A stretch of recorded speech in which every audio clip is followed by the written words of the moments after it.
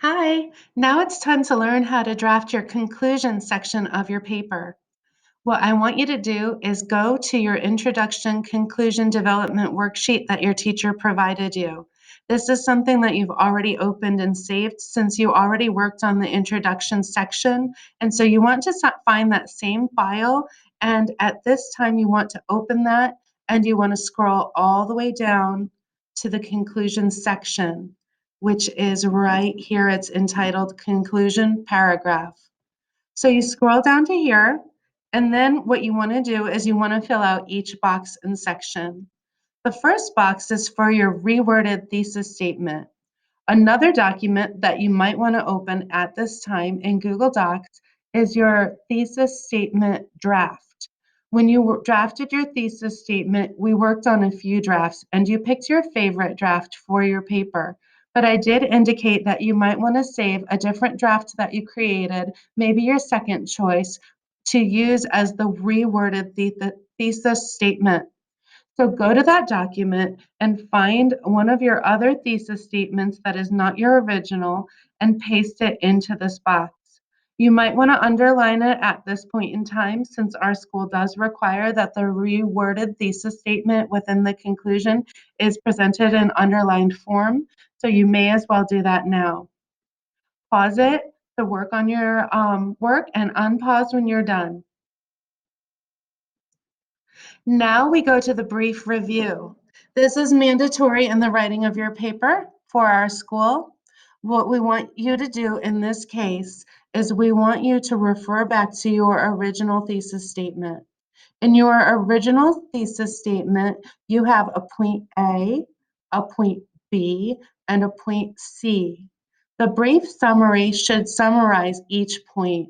So the first sentence should talk about unbalanced prison populations in my example. So I scroll down to my example where I have a brief review, and we are talking about unbalanced prison populations. I make one sentence about point A of my thesis statement.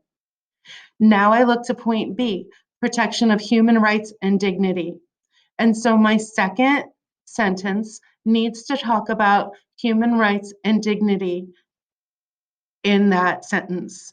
Finally, I go and I look at my point C from my thesis statement and I make a sentence related to that. Once I'm done writing those three sentences, I move on to the next box. The next box is the correlation. Your topic is probably very connected to other topics out there in the world. Maybe you want to identify that connection. This can be tricky because you don't want your reader to feel like a whole new paper needs to be started, so you keep it brief.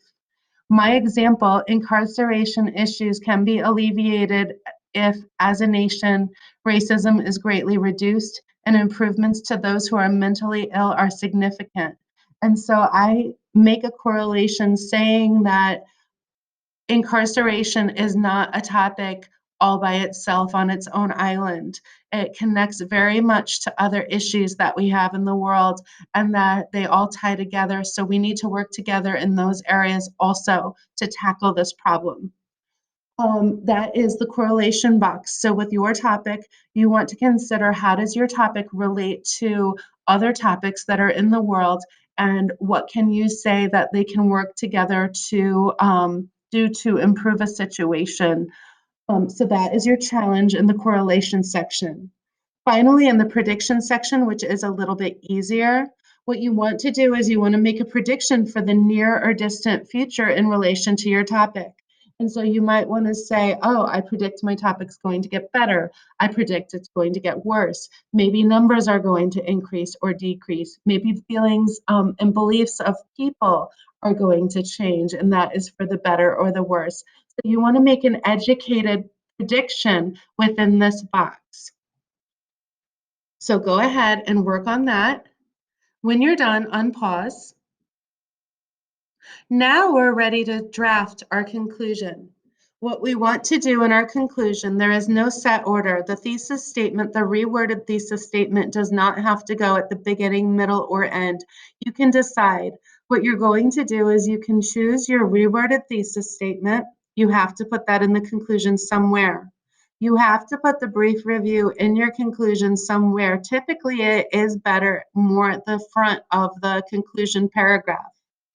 It will remind your reader of what they talked about. Oftentimes, it might even be smart to go backwards. Since in your paper you just talked about point C, you might want to present the sentence that relates to point C first, and then take your reader backwards in their memory of what they read by then going to point B and point A. So you might want to place that in that order in your brief, in your conclusion section.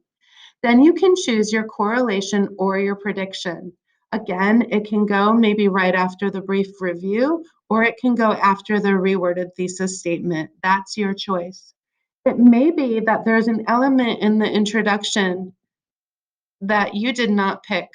You might not have picked the quote, the case study, or the statistic to include in your introduction part of your paper. Maybe you found that you also did not include that in the main body of your paper. It was required of you during the writing of your introduction to keep it very broad, to talk about your topic on a broad level. The same goes for the conclusion. You want to be more on the broad focus area where you're talking about your topic at large. So this might be a good place to actually take the unused portion of the introduction worksheet. The quote that you picked might be a great lead-in for your conclusion paragraph because it's, again, of broad nature.